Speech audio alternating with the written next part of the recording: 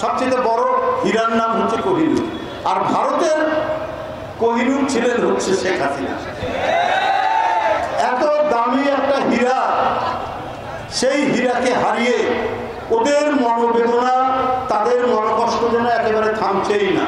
আপনাদের মনে এত ব্যথা, আপনাদের মনে এত কষ্ট যে শেখ হাসিনা পালিয়ে গেল ভারতে, এই কারণে আপনি বাংলাদেশি পেলে পরে তাকে পা উপরের দিকে ঝুলিয়ে শাস্তি দেওয়ার কথা বলছেন।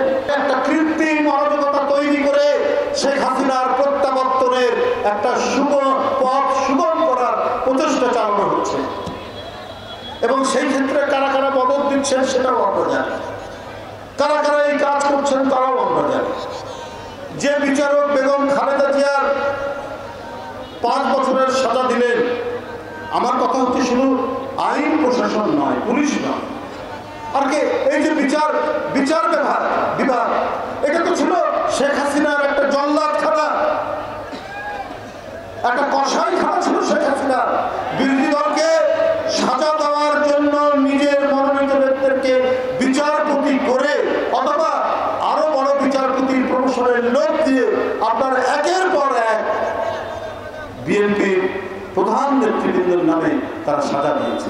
এই সমস্ত লোক তো সবাই যে বিদায় নিয়েছে তা না, এখনো তো আছে আদালত প্রাঙ্গণে, এখনো আছে তারা তো সবাই বিদায় নেয়নি। সবচেয়ে বড় হীরার নাম হচ্ছে কোহিনূর। আর ভারতের কোহিনূর ছিলেন হচ্ছে শেখ হাসিনা। এত দামি একটা হীরা, সেই হীরাকে হারিয়ে ওদের মনোবেদনা, তাদের মনোকষ্ট যেন একেবারে থামছেই না।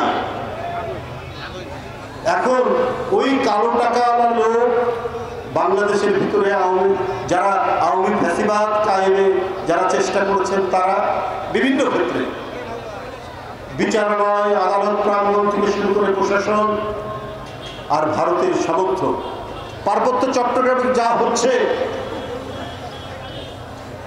অন্যত্র যা হচ্ছে বাংলাদেশে, জনগণ তো ভিন্ন কিছু মনে করে এখানে বিদেশিদের হাত আছে। বাংলাদেশের মানুষ হাজার বছর ধরে হিন্দু, মুসলমান, খ্রিস্টান একসাথে তারা উৎসব পালন করেছে। হিন্দুদের দুর্গাপূজার মেলায় মুসলমানরা গিয়ে খেলনা কিনেছে, বেলুন কিনেছে, এইটাই আমাদের ঐতিহ্য।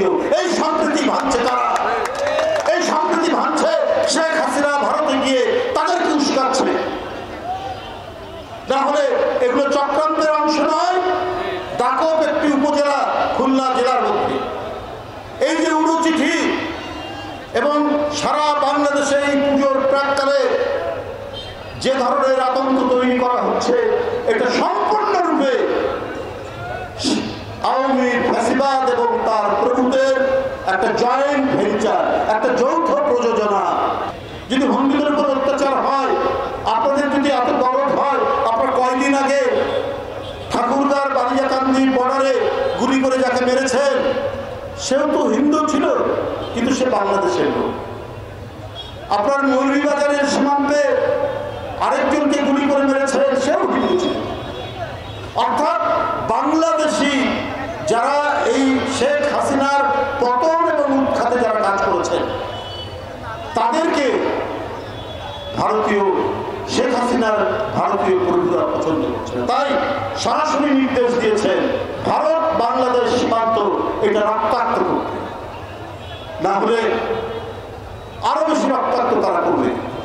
অমিত শাহ ভারতের স্বরাষ্ট্রমন্ত্রী গত 2 দিন আগে বলেছেন, 2 দিন কি 1 দিন আগে, যে যদি বাংলাদেশি অনুপ্রবেশকারীদের পান, তাহলে পা বেঁধে উপরের দিকে ঝুলিয়ে রেখে শাস্তি দেবেন। অমিত শাহ কথা বলেছেন। এত বড় সাহস!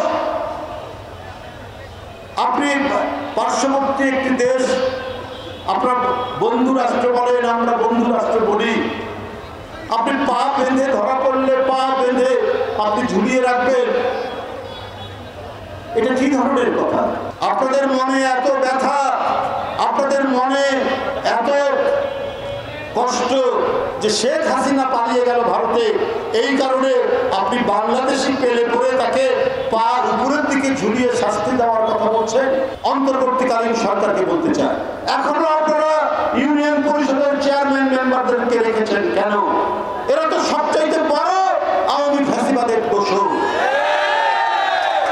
সবচাইতে বড় দোষর করা।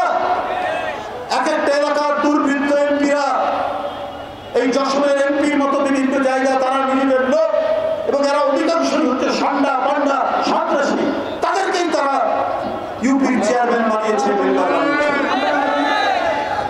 তো সুতরাং অবিলম্বে এদেরকে প্রত্যাহার করুন।